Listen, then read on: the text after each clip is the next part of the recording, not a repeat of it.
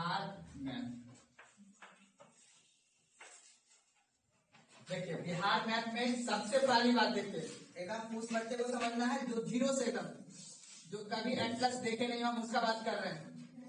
सबसे पहला काम ये करना है आप लोग को, सबसे पहला काम आपको याद करना है दिशा, जिसको हम लोग बोलते हैं डायरेक्शन। दिशा कितने प्रकार के होते हैं? 4 प्रकार के हम लोग जानते हैं। अब ध्यान समझना है, सबसे पहले हम लोग बोलेंगे ऊपर वाले को उत्तर, क्या बोलेंगे?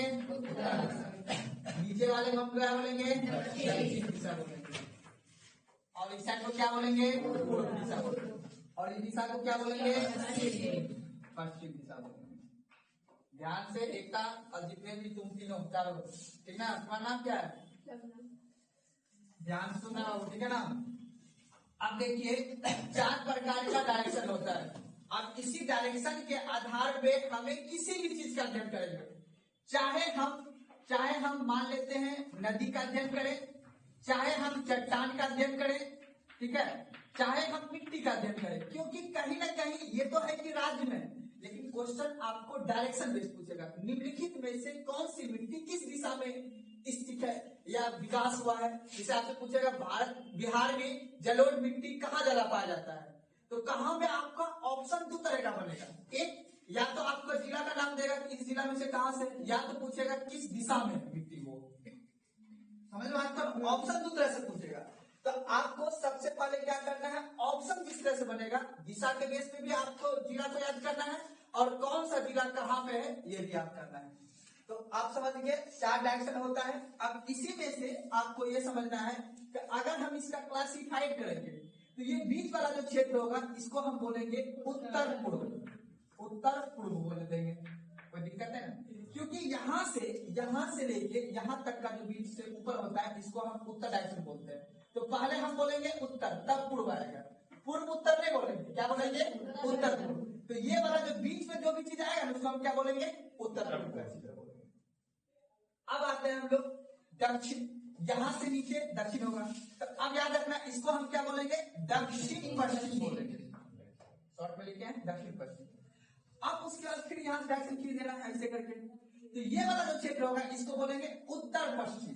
पश्चिम उत्तर नहीं बोलेंगे, उत्तर पश्चिम बोलेंगे। उत्तर और पश्चिम बोलेंगे।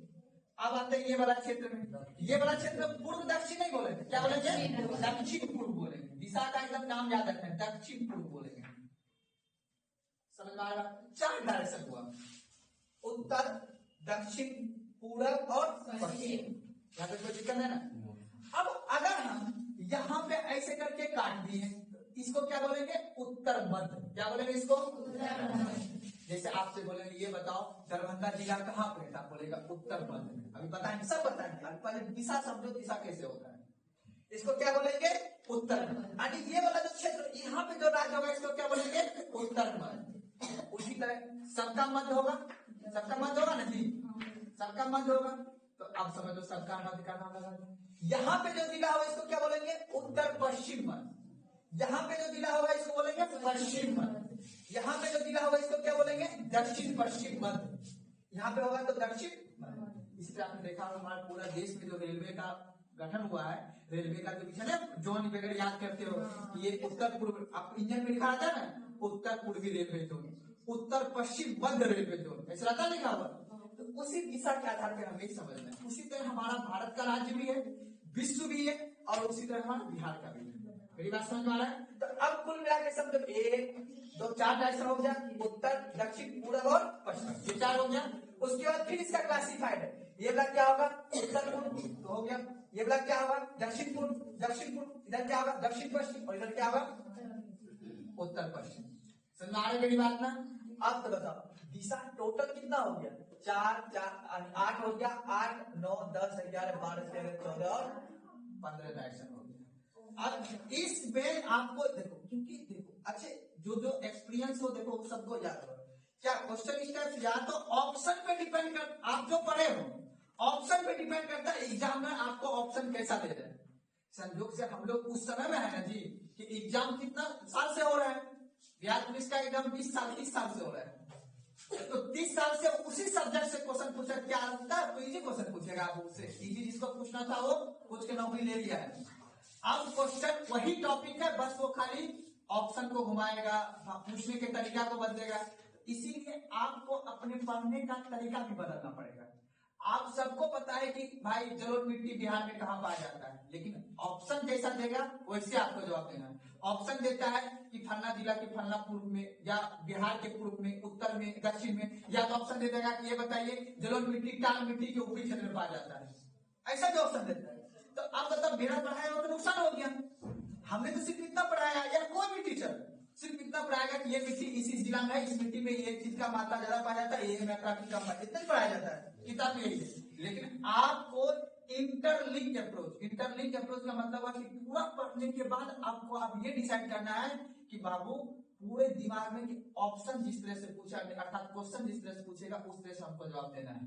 तो एग्जाम देखो कितना होता है, वो क्या करता है 2-3 टॉपिक को मिला के एक क्वेश्चन बनाएगा। एग्जाम्पल, आपसे एक क्वेश्चन पूछेगा कि ये बताइए कि गंगा नदी जो बिहार के किस किस क्षेत्र से होकर गुजरती है। बस क्वेश्चन सिंपल है, लेकिन अब क्वेश्चन कैसे पता चलेगा टफ है, वो ऑप्शन से पता चलेगा। डिवीजन का नाम देकर बोल देगा कि फला डिवीजन में क्या गंगा नदी जाती है। अब ये कोई नहीं लिखाया हो, ये आपका कॉमन सेंस काम करेगा, आपने पढ़ा कैसे। या तो निम्नलिखित क्षेत्र से, ऑप्शन पे डिपेंड करता है। ऑप्शन देखो, या तो डिवीजन दे देगा, या तो जिला का नाम दे देगा, या तो आपको पूछेगा मैदानी भाग में सिर्फ बहती है कि गंगा उत्तर क्षेत्र में बहती है, इस क्षेत्र में बहती है, इस क्षेत्र में बहती है, या बाढ़ वाला क्षेत्र में बहती है। ऑप्शन पे डिपेंड करता है वो क्वेश्चन कैसे पूछा है।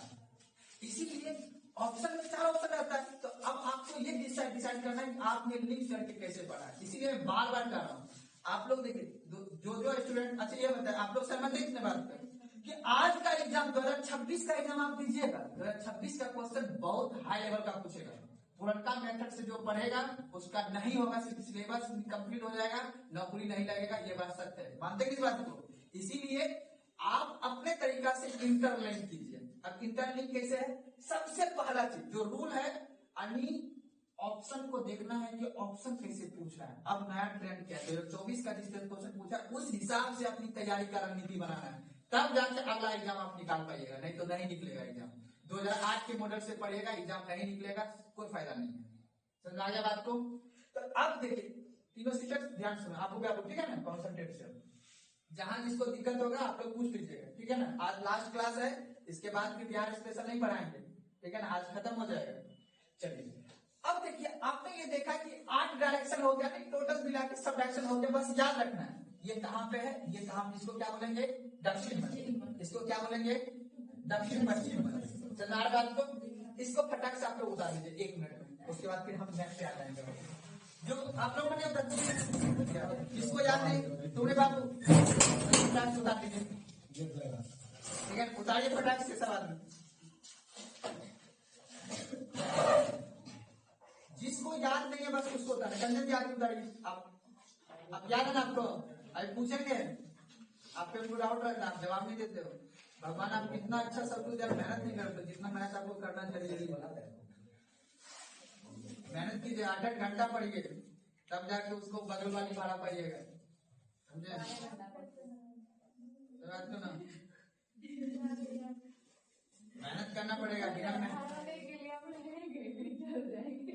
देखो सीधा कंपटीशन है, कंपटीशन है, ये कंपटीशन में कोई दोस्त नहीं है। यहाँ पे सीधा उसी का जीत होगा जिसके पास नौकरी होगा, इसके अलावा कोई दूसरा विकल्प नहीं है।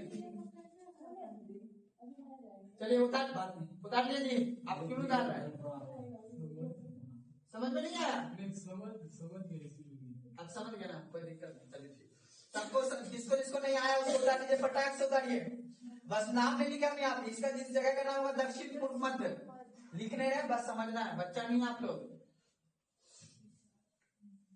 आप रे बाबू, आप कल आए थे, कहाँ गए थे आप, टोपी क्यों नहीं पहन के आते हैं, तबियत खराब था, टोपी उपी पूरा प्रिकॉशन माना कीजिए, आए कीजिए। तुमने छोटका, तुम कल आया था, पटक देंगे ना उठा के, बस समझ लो, एक बार उठा के पटक देंगे, हमारे शरीर पे नहीं जाना। अभी मकई बड़ा उठा के आ रहा है खुद ही, चलो उसको उठाने की क्षमता रहता है।